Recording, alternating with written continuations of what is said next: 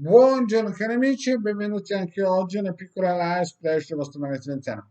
Oggi, da come avete visto dal titolo mascherina, parleremo di un rito non tanto propiziatorio, ma un rito molto semplice che potete fare per smuovere un po' quelle situazioni in cui si sono un pochettino atrofizzate, in cui non vi sentite in forma, in cui sentite che c'è qualcosa che deve muoversi. E allora in un modo semplice, in un modo poco costoso. L'importante è avere l'acqua bollente, chiaramente l'acqua bollente la potete far bollire, una manciata di foglie di alloro che potete comprare al supermercato, oppure se avete un posto dove c'è una pianta con delle belle foglie di alloro, potete prendere pepe macinato, una carta e penna e una tazza. Lo ripeto, acqua bollente e fino a qui ci siamo.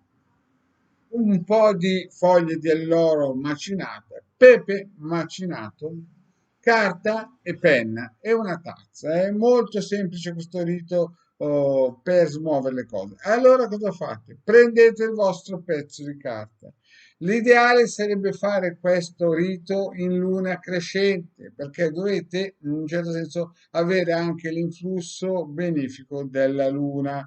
Quindi è chiaro che, non so, per un processo oppure per voi che, non so, siete in un momento stagnante e via dicendo, no? Quindi per muovere un po' certe situazioni effettivamente un pochettino o stagnanti, cosa fate? Prendete l'acqua bollente, poi nel foglio di carta cosa fate? Scrivete il nome e il cognome e la data di nascita della situazione, della persona a cui volete smuovere. Potreste essere voi a livello economico, a livello di benessere, per la schiena, per il mal di piedi, insomma, per tutte quelle cose che, ma una sola cosa, cioè nel senso se per una questione lavorativa o per un processo scrivete nome e cognome e poi pensate in un modo importante alla vittoria di quel processo oppure al mal di schiena, oppure costipazione, oppure il lavoro, oppure insomma qualsiasi cosa che vi interessa. Quindi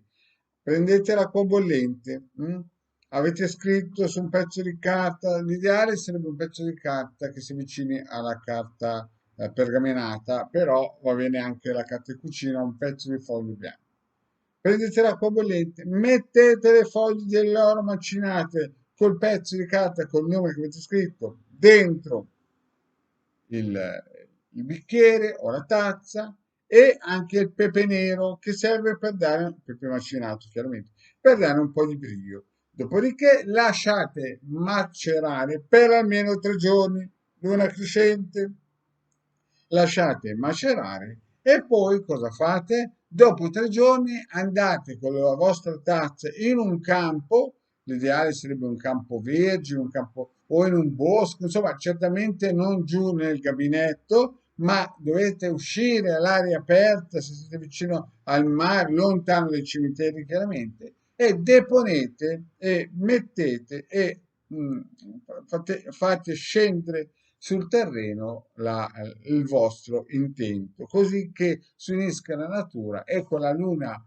crescente e questa operazione vi porti nella giusta condizione per poter usufruire di queste energie eteriche.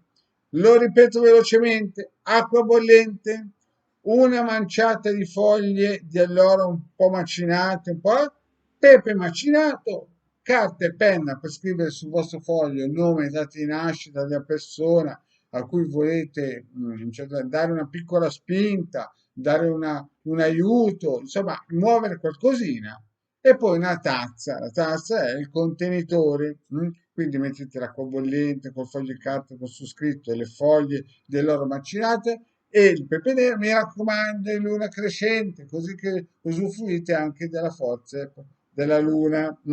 E quindi dopo 3 giorni andate in un campo, possibilmente dove non è ancora stato tagliato, come si suol dire, il fieno, oppure in un bosco e lasciate il vostro lavoro, che è una piccola operazione magica, nella natura. Bene, io penso di essere stato chiarissimo.